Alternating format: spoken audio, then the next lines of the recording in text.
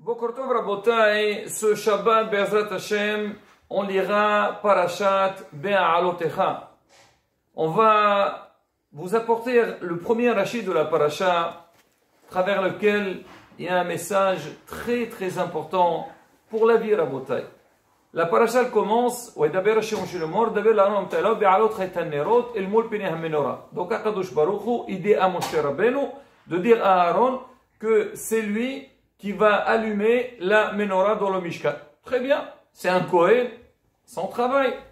Regardez ce qu'il dit Rashi. Lama nismecha parashat menorah et parashat nissim. Souvent, nos sages, ils essayent de faire un lien entre la fin de la parasha précédente et la parasha de la semaine. Là, Rashi pose cette question. Il dit, c'est quoi le lien? On se rappelle bien la semaine dernière, la fin de la parasha sans arrêt. On a dit tous les sacrifices que les Nissim ils ont approchés. On a cité tout, c'était le jour de Akamat Mishkan. Et chacun, est-ce qu'il a apporté Nassi, Ibn Reuven, Yehuda, Vichoulé, Vichoulé. Donc on dit, c'est quoi le lien entre les sacrifices des Nissim et la paracha qu'on parle, qu'on demande à Aaron d'allumer la menorah? Rashi répond, il dit comme ça. Les faits que Aaron Hanukat Nissim, Halsa Ajza'to. Quand Aaron il a vu donc la Hanukat Nissim, que les Nissim ils ont tous approché un sacrifice le jour de l'inauguration du Mishkan, il n'était pas bien. Pourquoi? Parce qu'il n'y avait ni lui, ni donc les gens de sa tribu, personne n'a approché donc un sacrifice. Alors Aaron il n'était pas bien, il était dérangé. Il dit quoi? Pourquoi eux ils ont mérité et moi j'ai pas mérité? Hachem il a senti la tristesse de Aaron Cohen, le dérangement de Aaron Cohen. Il lui a dit à Kadosh Baruch Hu, il a dit Kadosh Baruch Hu Aaron, Hayecha shelecha gedolam shelahem. Ben tu verras, je veux te demander de faire quelque chose qui est plus fort que ce que tout le monde avait fait. Parce que toi tu vas préparer donc la menorah et c'est toi qui vas l'allumer. Il y a beaucoup d'explications sur ça, mais on va rester donc sur les mots de Rashi. Maintenant, la bataille, quand on entend ce Rashi, il y a une grande question qui se pose. Ici, on parle de qui? On parle de Aaron à Cohen. Nous, on a connu Aaron partout. Et surtout, on le lit dans Pirkei Avot. Aaron à Cohen. Tu dois faire partie des élèves de Aaron à Cohen. Ça veut dire quoi? Tu dois suivre le chemin de Aaron à Cohen. C'était quoi le chemin de Aaron à Cohen? Ohev Shalom, Verodef Shalom. Il aime la paix et il poursuit la paix. Ça veut dire quoi? Que Aaron à Cohen, on sait que toujours, pour faire la paix, il faut faire des concessions. Même des fois, tu sais que tu as entièrement raison et tu sais que tu as affaire avec des gens qui ne comprennent pas. Et pour calmer le jeu, comme on dit, qu'est-ce que tu veux? C'est pas grave. On dit qu'il faut être un petit peu vatran dans la vie. Et donc, c'est Aaron à Cohen. C'était ça son caractère. Il a toujours essayé de mettre la paix chez les gens. Alors, à plus forte raison que dans sa vie personnelle, il a délaissé, donc, il a laissé sa part pour les autres. C'est pas grave. On l'a bien vu.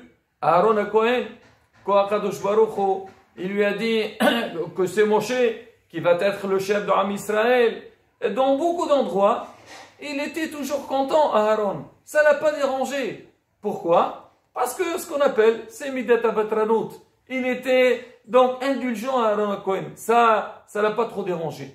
Alors Aaron, toi que tu as ce caractère et tu as quelqu'un, tu es toujours essayer d'être calme, de ne pas chercher les histoires. Pourquoi on voit ici qu'Aaron Cohen, Han Shadato, Rabotek on dit Han Shadato, c'est pas rien. Pratiquement, il était presque en déprime à Aaron Cohen. Quoi? Eux, ils ont tous approché, et moi, je n'ai pas approché. Aucun de ma tribu l'a approché. Donc, c'est quelque chose qui l'a beaucoup dérangé, au point que Akadosh Baruch, il a compris qu'on ne peut pas laisser Aaron comme ça. Il dit, écoute, t'inquiète pas, Aaron, je vais te donner quelque chose que tu vas faire, et elle sera meilleure que tous les autres. Eh bien, mais on n'arrive pas à comprendre. Pourquoi ici, Aaron, il a changé de nature, et il s'est conduit de la sorte? Là, Rabotai, c'est là le message. Il faut savoir dans la vie, c'est vrai, on vient de dire que l'homme, il doit chercher la paix, il doit être indulgent, mais il faut savoir et connaître la part de chaque chose. Aaron à Cohen, quand il s'agit donc de céder à son droit, il dit c'est pas grave, ça ne me dérange pas. Mais ici Aaron à Cohen, il s'était dit, c'est eux ils ont approché, et moi j'ai pas approché, c'est qu'il doit avoir un problème chez moi. Peut-être, Aaron il s'est dit, comme il y a eu l'histoire donc du veau d'or, et c'est vrai qu'Aaron à Cohen, quelque part, Hachem, il a critiqué, parce que bon, c'est vrai, lui, il a essayé de commander, retarder, donc un petit peu le temps que Moshe Rabbeinu, il arrive. Mais le fait qu'il a été dedans dans l'histoire, il a été un peu reproché. Alors Aaron, il s'est dit, peut-être, moi j'ai un défaut chez moi. Il y a un problème chez moi, c'est pour ça qu'Akadosh Baruch ne m'a pas demandé d'approcher un korban. Et c'est pour ça qu'il était dérangé. Et là, Rabotai, le message, c'est que l'homme dans la vie, c'est vrai, on doit partir avec le principe, c'est vrai, c'est pas grave. Et surtout, si tu sais que dans tel et tel problème, même si tu fermes les yeux, même si tu fais semblant que tu n'es pas au courant, ça va pas te porter préjudice, c'est pas grave. Là, et oui, mais quand tu sais, c'est un mérite que tu as et tu n'as pas pu l'avoir, là, tu dois faire le maximum pour l'avoir. C'est ce qu'on dit. On dit que la jalousie, c'est un très mauvais caractère. On dit la ta'ava, l'envie, l'homme qui cherche toujours ses plaisirs, qin'a, la haine, la jalousie, hakavod, chercher les honneurs, un homme qui est touché par ses problèmes, il ne peut pas vivre. Hayab et nam hayim, ça c'est sûr. Mais on te dit, s'il s'agit d'études de la Torah, faire des mitzvot, tu dis, ah oui, regarde comment mon ami, que lui il a réussi à comprendre, à étudier, à évoluer dans les mondes de la Torah. Et moi je n'arrive pas, là c'est pas bon. C'est pas grave. Sois jaloux de lui, pas lui faire du mal. Mais tu dis, de la même manière que lui, il est arrivé à faire telle et telle chose, pourquoi moi je n'arriverai pas à ces choses-là? Et ça, Rabotai, combien on le voit dans la vie? L'homme, beaucoup de fois, il est face à cette situation.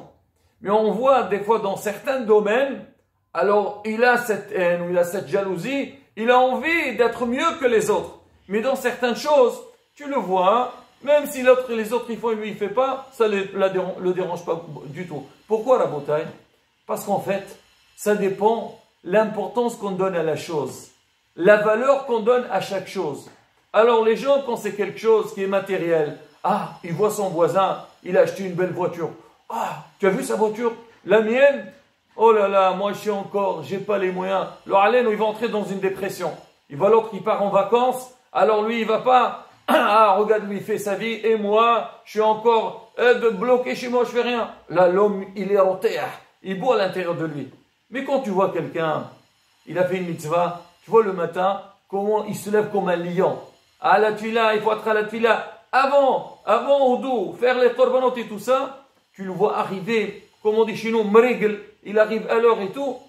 Alors, lui, c'est quelqu'un, il manque de sommeil, il va dire. Il va pas dire non. C'est vrai, lui, quand il arrive, comme c'est marqué, celui qui arrive tôt à la synagogue, alors il a une longue vie. C'est là pour avoir une longue vie. L'autre, tu vois comment il étudie, il a fini des masertot, il passe son moment dans les mots de la Torah. Alors ça te dérange pas, c'est pas grave, ça c'est rien. Mais quelque chose qui est matériel, pourquoi? Parce que ça dépend de l'importance qu'on a donné à la chose. C'est pour toi, venir à la Tuila Betsibour, venir tôt le matin à la synagogue, c'est important. Tu feras tout pour le faire. Et pour toi, c'est rien. Mais quand il s'agit de quelque chose qui est matériel, qui a un plaisir derrière, ah, pour toi c'est très important, là tu vas tout faire pour l'avoir. Regardez à la bataille.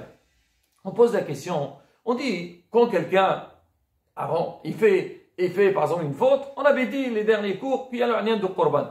On dit, mais si quelqu'un il a fait quelque chose de béchogé, involontairement, il amène un korban.